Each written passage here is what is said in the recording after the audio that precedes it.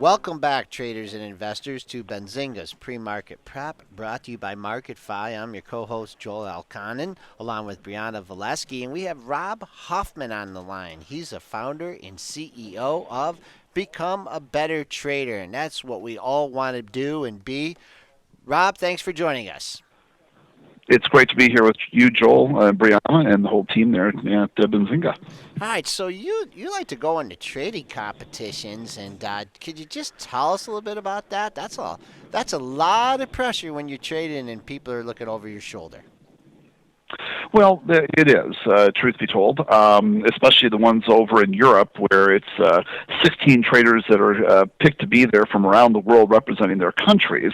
So yes, there is a little bit of pressure there, as you can imagine. But for me, it's one of those things where, for me, I feel like it keeps me at the top of my game. And also, in the world that we live in, and we think about MarketFi and what MarketFi stands for. Which is one of your Benzinga products. It's designed there to show people, hey, who's doing it, who's not, and who's got something to offer, who doesn't. And it's the same kind of concept there about the trading competition. Like I go out there and trade against the well-known names in the United States and then internationally to show, hey, you know what? There's some validity to what we have to offer and become a better trader. Okay, and so you put your own money out, and you've been doing pretty good in these. Yeah, they are all real money competitions. I've been asked to participate in a lot of competitions throughout the world that were simulated based or, fake money. And that's, meaningless from the perspective of a competition and really putting your money where your mouth is. And some of these actually have very specific monetary requirements, like the ones in Europe, for instance. Many of those require you have like 50,000 euros live money certified in your account. You got to show your brokerage statements before you participate, things of that nature. So, yeah, absolutely. It's, real money competitions to be sure. Okay. All right. So let's just get to your trading style and how you approach the market here. I brought up the first chart that you were kind enough to send over to us here, and 4 different charts here. Starting all the way to the left, can you tell us what you're looking at and give us your analysis?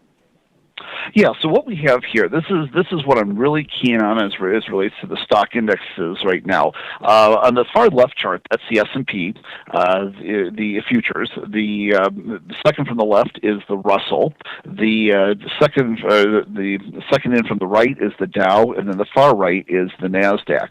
So what we have there is this channel, and that channel that you're seeing, those 3 green lines, that's a 35-period channel that all of your great viewers here at Benzinga can go ahead and put on their charts. And so what I want you to see is, this is the story for me right now. We have kind of a split on the indices. You'll notice that the Russell, the second one in from the left, is actually very strong, well above that channel, and performing very well. Meanwhile, you'll notice that the other 3 are actually stuck in their channels. And in fact, you could see yesterday we came right up to the top end of those channels and then pulled away from them towards the end of the day and then into today. So the Russell's kind of been that leader really in this market. In fact, if you look at the overall channel, just going back for the data that you can see there from February, we've been in or above that channel. So we've been either pulling back into it and bouncing or staying above the entire time. Whereas the other 3 stock index futures, you'll notice that we've actually been dipping down below quite a bit. So definitely a weakness taking place in the other 3 compared to this one. This has led to the Russell actually being the what I refer to as the tallest midget of the 4 of them, being the strongest leader here. And so I've spent a lot of time, like yesterday morning, going long in the Russell on an intraday basis as it proves to be the strongest. However, until these other 3 stock index futures can get above those channels there, any move, even in the Russell, is going to be somewhat blunted until we go ahead and get those above. And even if we're looking at trading individual equities, it's going to be the same concept. The rising tide lifts all ships. We're really going to want to get those other 3 markets going above those channels, even if you're an equity trader as well. So these channels in relation to these 4 stock index futures are going to be very important, whether you're a stock, futures, options trader. And those channels, are those proprietary indicators? Are those those moving averages? What makes up the secret Yeah, sauce? no, absolutely. I wanted to go ahead and forgive me. Maybe I didn't mention earlier. It's a 35 period channel. Okay. Is what that is. And so no, I wanted to give something that all your viewers today could go ahead and take away and go look at right away as soon as we're done or while we're talking. So that's a 35 period channel of the high, low, and close. So it's just it's a moving average channel. Absolutely. Okay. All right. Kind of. I mean, not Bollinger Bandish because it doesn't. Not above and below the market, and the Bollinger Bands are kind of like always hitting a moving target here. But the top line is the moving average of the highs. The middle line is a moving average, 35 period moving average of the closes, and then similar on the lows. Okay, all right. So let's see if I can pull up the next chart here. Kind of easy. Let me get rid of this one, and let me see if I can bring up the crude chart here. So let's start talking about crude. Okay, so as we go ahead and we take a look at crude, crude is well discussed. Whether I have traders on different ends of the spectrum, whether they're looking at the futures, whether they're looking at the USO, this pattern is going to go ahead and be the same, regardless whether we're talking about the USO or we're talking about the crude futures. What you're looking at, though, is going to be the crude futures. And I wanted to show the same channel that I just shared, so you're going to see this theme this morning. And I thought this would be great for your viewers to see this and put this in perspective. What's happening? What this channel is, it goes back to all the way back to July of last year, where we were first talking about being short in crude oil in our regular free nightly video. So it's out there for people to go back and kind of see for themselves. And so we broke down below some lows there in July, and that led to this cascading to the downside. Well, I want you to see, Joel, in the upper left-hand corner there, you had one attempt to break above the channel. You had a one-bar break. And what I'm looking for typically is what I call two-bar breaks, all right? It's a strategy that I've written about in the past, publicly, and it's a two-bar break strategy. And so, what we're looking for is to get 2 bars back above that channel to develop turn that resistance back into support. Well, you'll notice here that back in July we had 1 bar that attempted to break out above that high. Now, then, since that time, though, take a look in September, mid-September, and end of September. Then, as we go, it attempted to break through that channel, failed, got caught right in the middle of it.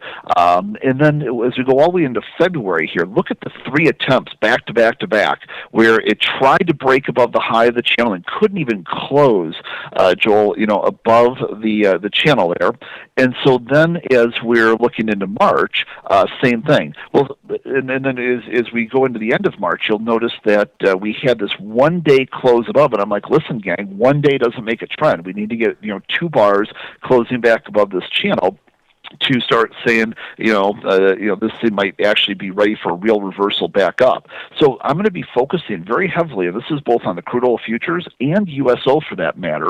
I'm going to be focusing very heavily on looking for a 2-bar close back above the channel here, with the expectation that's the point where we might start seeing some real high quality support coming in here, and bottom catchers start bidding this up, and short covers start to really lighten those positions. But until that time, as you can see, going all the way back to July of last year, so a very long time, Joel, this has been a very important resistance level and continues to be even today. Yeah, and where does it come in today's session? I see that we had a yellow bar up there a couple days ago. We've come off it. Where does it come in today? That top line. So that top line is this chart was actually made for you this morning. So we're okay. actually very similar, at this time. So I put that together for you this morning. So you seem like you're a little bit more longer term, than intraday. I mean, more of a swing trader, kind of take your positions on the swing and then trade intraday according to your swing position. Yeah, no, that's actually I'm a full-time day trader. I trade very heavily intraday. I do go and put on swing positions, and I even have some long-term positions, some investments, if you will, as well. So I have kind of a diverse portfolio where I do stocks, options, intraday trading as well. So I'm actually, and that's what winning these international competitions usually focuses more on intraday trading. They're anywhere from an hour and a half to 12-hour events in trading competitions, and so I'm actually, and then of course I run a live trading room, which people come watch me trade live. So I actually am very focused on intraday as well as taking my work and providing swing trade and multi-week position type services as well. Have you ever been in like one of those trading competitions and you're just getting smoked where something's just going against you? Have you ever, I know you've done pretty well on the majority of them, but have you ever been on I mean, someone has to be on the losing end during some of those things. Has that ever happened to you? Yeah, well, what typically ends up happening is the biggest problem I'll find is I won't take a trade until I actually see, a trade. So I'm not going to take a trade just to try to win a competition. So there's been two or three trading competitions where I just didn't take a trade. My setups didn't happen. Even here in New York, where I won a few weeks ago, the competition was an hour and a half or so competition, and the first 40 minutes of it, I didn't even trade. There you go. So people are kind of looking at and I'm explaining to people, here's what I'm looking to see, here's what I want to see, but this hasn't happened, and so I'm waiting, and there's been a couple of competitions where I just refuse to take a trade. I won't take a trade just to try to win a competition and sacrifice my values. There's been a couple of competitions I couldn't walk away as a winner because I wouldn't take a trade. And even in the international competitions in France, sometimes I'll sit there for part of a round and just wait and wait and wait for the right trade at the right time for the right reasons. So that does factor in. Stressing discipline, very important. Not trading just to trade. All right, I just pulled up a gold chart here, and steep downtrend here. I see we broke above your channel a few days ago, back under it. What is the gold chart telling you? Well, so the gold just rolled over to the June contract, so that's why you're seeing a little bit limited more data there. I try to keep it to the more solid data.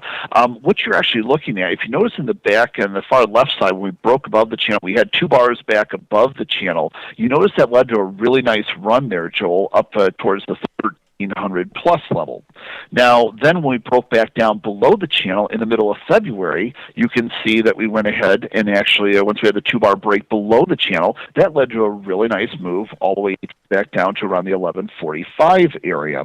Well, so now what I'm trying to show you here with this is, Joel, we're right back now waiting for the next two-bar break. You notice that we have what I call an inventory retracement bar. That's the top one that was highlighted in yellow up there to about the 1220 area, and then we have another inventory retracement bar underneath of us down to around the 1180. So these are key support and resistance levels that I'm looking to basically break to help me determine the next direction on gold. So I wanted you to see how in the backdrop, two-bar break to the upside led to a really nice run to the upside. Two-bar break to the downside led to a really nice run to the downside. And right now we have literally, as you can see there, Joel, with the photo, the other day we tried to break above the channel, and look how we closed right back at it. You just can't make that stuff up. And then this morning when I took the snapshot, you'll notice that we are trading right at the bottom end of the channel. So you see how powerful it is, how we're just caught right in that magnetism there between the two. And so it's really important, unless we're intraday trading. If we're more focused on swing trading, it's really important, Joel, to wait for that next breakout or breakdown, to get this thing going. Because otherwise, the risk is it's just going to be more of a chop fest. You're going to watch hundreds of ticks movement with you and against you back and forth, which can be kind of harrowing on a short-term basis. So it'd be better with this chart, just like the other charts that we've talked about so far, to wait for that two-bar break to happen once again to help us get a little better idea which way this trend is going to go. In the meantime, it's just more of a day trader's tool. Okay, and then really consistent in your analysis. We really appreciate that. We're just going to bring up one more chart here, and chart of the euro here. Let's talk about your setups here and what you're looking at in the euro. Yeah, so the euro is going to be the same story here. What's really interesting, I've been pointing this out, I've been talking about this in my free nightly videos for month after month after month. And Joel, here we go, same thing. And I should have highlighted the middle points, but we start all the way back into the June-July timeframe of last year. You notice that we had a one-bar attempt where we closed one bar above that channel. Now you look, we go into October of last year, then twice, and then November of last year, and then December, where we actually tried to, we traded just slightly above that channel, only to close right back in it back in December. So once again, hitting this channel over and over and over again, failing to break through. Then that led to a monstrosity of a slide all the way down to the 105 area. Well, guess what? Well, look what happened just a week ago again, Joel. Right about the time I'm in Paris doing some talks, I was watching this whole thing happen and unfold once again, where we hit the center point of that channel and rolling back away from it.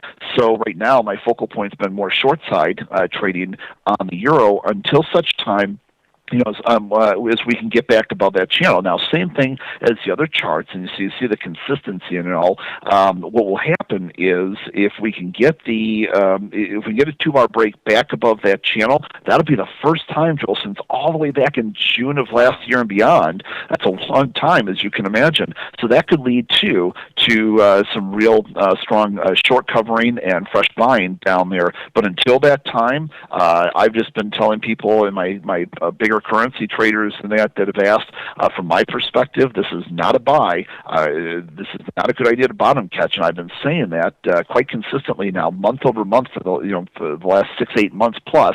And so that's kind of where we're at with this. This one too, we're looking for that 2-bar break back above that channel. Show us that downtrend is now becoming a support area before getting too excited about taking the long in the euro or short in the U.S. dollar.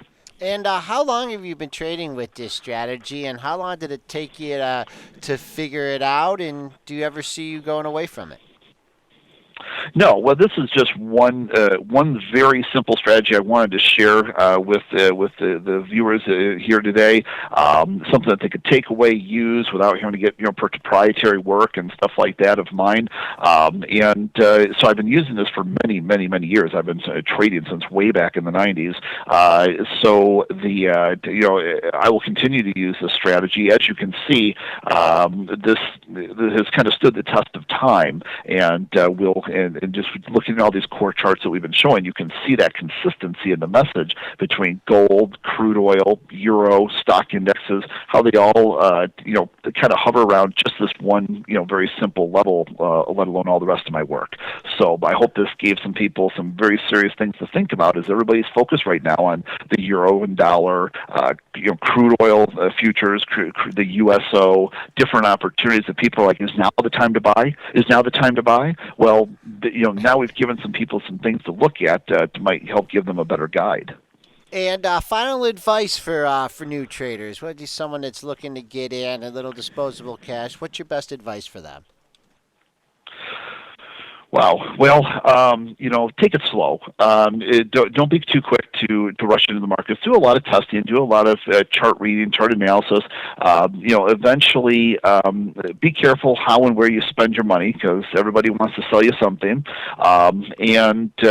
Take the time to listen, observe from afar what people do. Listen into programs just like this here at Benzinga, and this gives you a chance to evaluate different speakers, different methodologies, different market analysis and perceptions, and you then eventually, before you ever put real money to use, go ahead and transition over a simulator, see if you can even do it on a simulator, then start small with your positions. And another thing is, don't come into the market just because you were handed a pot of gold or because you just retired. I have a lot of people that come to me and say, okay, Rob, I just got let go from my job and they gave me a severance. I want to become a trader. Okay, Rob, I just retired. retired, and now I got this all this retirement, time and money in my retirement. I want to go ahead and get trading. Take time, learn about the markets. The markets are fascinating, and I've watched them, change over the many years I've been in the business, and it's exciting. It's ever learning opportunity, and that's why my company name is Become a Better Trader. There's always something new that's happening, changing, and it's a growth opportunity. It always keeps it fresh, and so be slow. And of course, you and I could do a whole hour class on just this topic alone, Joel, as far as things that new traders should be thinking about. Maybe we should do that sometime. But first thing first, be slow. Take your time and do a lot. Take the time to study and learn in this business rather than just get in there and say, okay, I want to trade for the action, the thrill, because the thrill's there, but then the thrill can quickly go if you start suffering unnecessary losses. Great advice from Rob Hoffman, founder and CEO of Become a Better Trader, joining us here on Benzinga's Pre-Market Prep. Great breakdown of the big issues here. We look forward to having you back on the show again. Thanks, Joel. It's great to be here with you and the whole gang.